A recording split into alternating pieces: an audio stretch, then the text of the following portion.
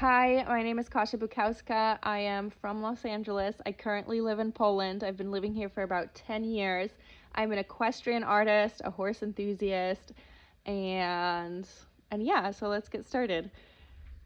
I came to Poland about 10 years ago when I heard that a horse I had seen on vacation was for sale. So I left everything that I knew in Los Angeles. I left my friends, I left my family.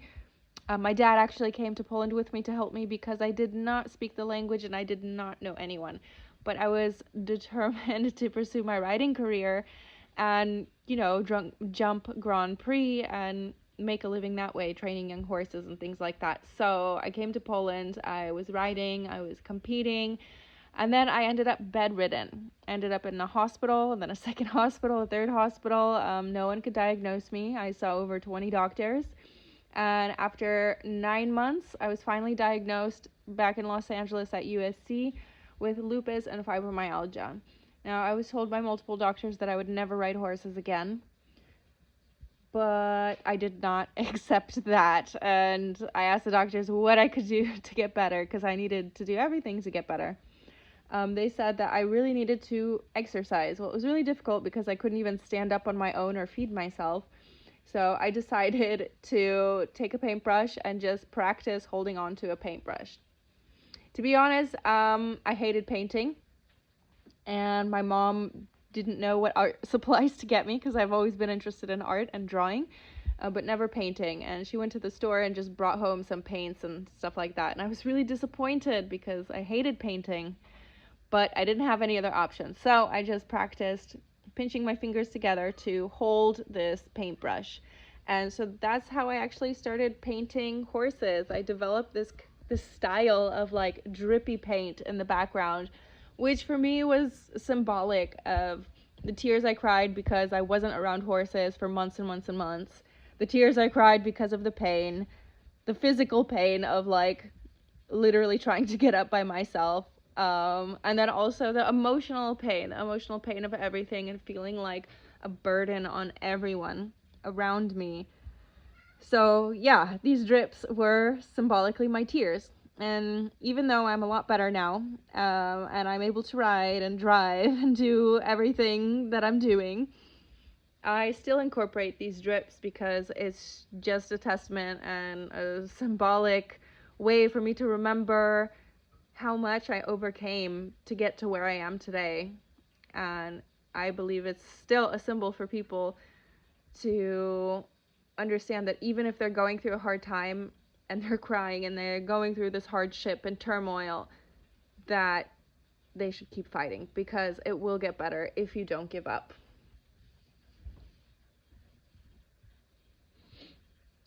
How does this impact the way you see the world and create art? So,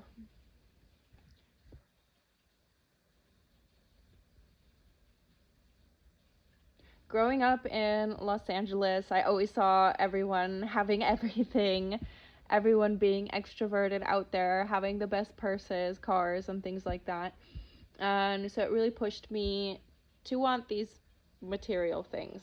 Um, and because of that, and because horses are expensive, everyone kept telling me to not go into art because art is just gonna make me end up homeless on the street and I'd be living under a cardboard box. And so yeah, I never continued like pursuing art as an actual profession because I was just bombarded with people close to me telling me that there nothing would come of it, and that if I truly loved horses and I wanted horses in my life, I would not even think about art. So I did it for fun, but I never thought it would turn into a profession. But because of lupus, and I started painting in bed, and then I just like posted something on Facebook, and someone asked me if they could buy it. I was like, oh my gosh! So even if I'm bedridden, I can still make money. I can still support my horse. I can still maybe even train horses. So yeah, I just needed to figure out how to put all of that together to make my dreams come true and not just give up. Um, did your upbringing prompt a specific reference point within your work? Okay, actually, so a key factor in my artwork is that I say all of my artwork is a series of mistakes.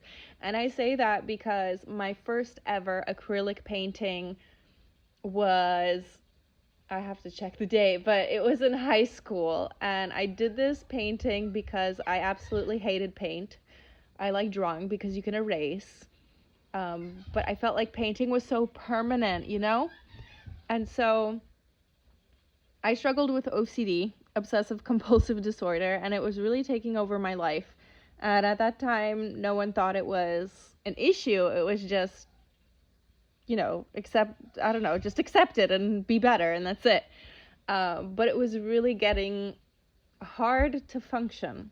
So I decided that I wanted to prove to myself that I would not die if I made a mistake. So I had a canvas that I got from school and some acrylics and stuff, and I had this at home, and I did it at home when no one was home. And I started painting, and when I made a mistake, it just seemed so permanent. And so I started crying, I started freaking out, and I ended up on the floor in fetal position, just like wailing my heart out. I was a perfectionist, and I could not stand the fact that I made a mistake and that I couldn't really fix it. But I wanted to show myself that, I can make a mistake and it can still be okay, and I'll still survive and I can continue. So I let myself have these emotions, and then I would continue the painting. And then something would happen and the paint would drip, or I'd smear it on accident, and then again I'd have this like mental breakdown and cry, and however long it took, that's how long it took, and then I'd continue. And I ended up finishing this painting. I don't remember how long it took me to do it, but I have this painting to this day, and this is one of my most cherished paintings. And that really set up the stage for me overcoming a lot of my OCD habits, and also in my artwork today, because if something happens, I don't think like, oh, that's wrong. I just think like, oh, it's meant to be that way. The universe is guiding me. Maybe this will inspire something else. Maybe this will give it a touch that I wasn't expecting. So that being said, all of my art is a series of mistakes. Who are your biggest influences? My biggest influences are my horses. All of my artwork is inspired by them. Like when I look at them, feed them, meditate with them, ride, like when I'm around them, it doesn't even matter. Just like even when I think about them or look at their pictures, I get inspired. Horses are mirrors of our souls, and sometimes when I come home after working with them, I feel stuff, but I can't put it into words. So I put it onto canvas, and I just intuitively just pick whatever colors look right in that moment. I play some music, and then maybe I get 1 to 6 reference photos on my laptop, and I just go for it. And what's really cool and magical is that, like, the next day after finishing the painting, I sit and I analyze the painting, and I think about the symbolism. I ask, like, why did I even use these colors? Why did I think that was a good idea? What kind of movement and texture do I see? What emotion do I see in the subject? And in this way, I learn about myself, I learn about my emotions, and what my horses are showing me that my mind and body is ready to process. So that's something really cool. Right now, I am focusing on 2 types of projects. They both involve AI. One is just AI art with horses, realistic stuff to put on like bags and totes and things like that. I think it's super fun, and I have all of these ideas, and it's just a blast being able to play with it on AI.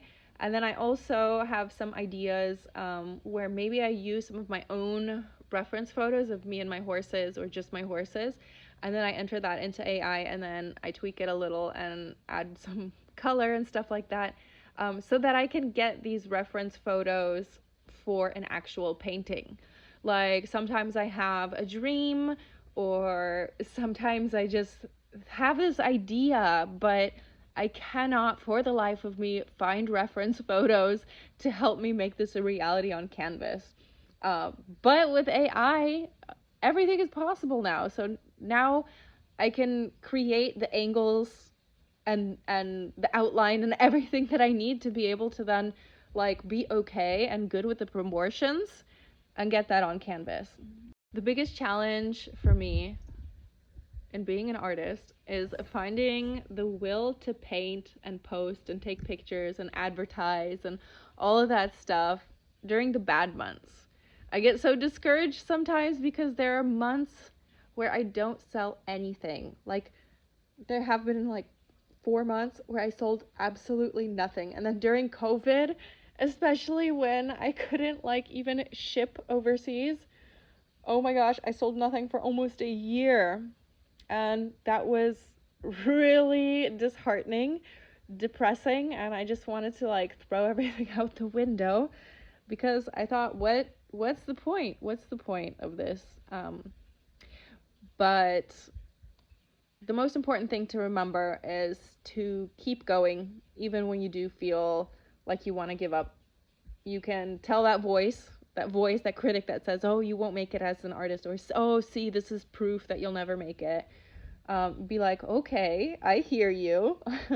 Thanks for your input, brain, but I disagree. And when you understand that it's just your brain and your body trying to keep you safe and comfortable and happy, then it's easier to just write that off and recondition yourself to think in a more positive way, which is, I can do it. Maybe it didn't happen for a few months, but it's going to happen. And you keep working towards it until it does happen. That being said, I think that's some advice that I would actually give to my younger self. And another piece of advice that I would give to my younger self is I would tell her that yes, you can make a living with your art. Don't listen to these adults because maybe when they were younger, they weren't able to do this, but times are changing.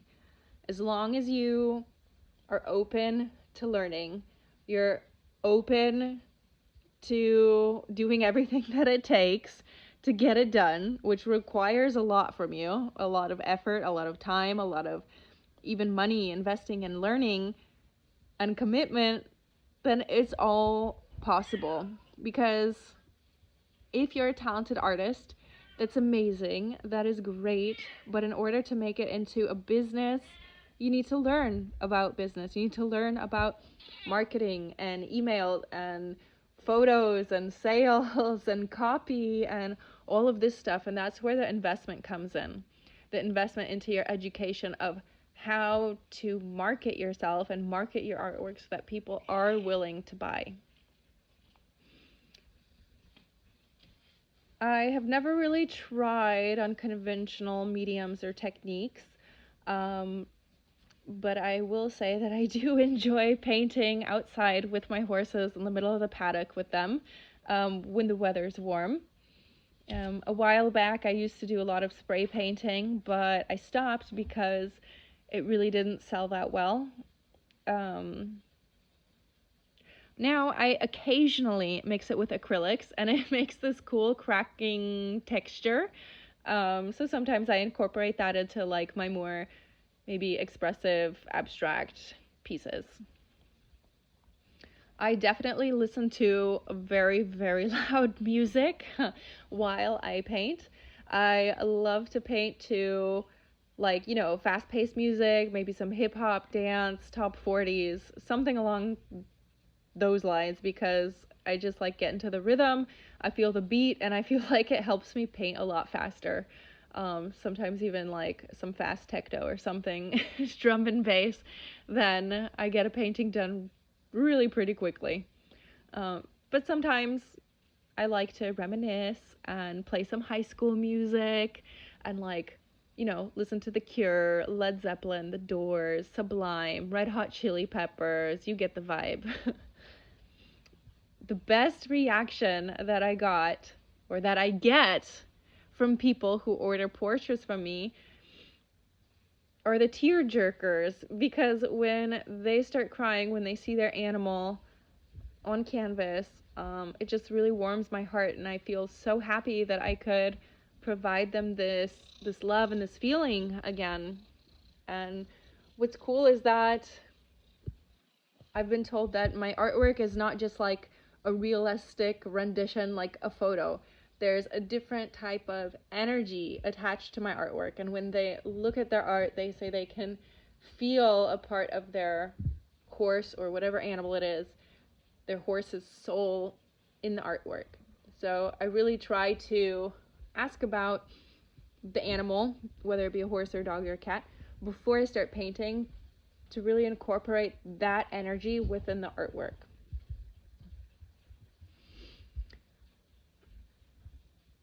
I really hope that people are able to be inspired by my artwork, to relate to my artwork in one way or another.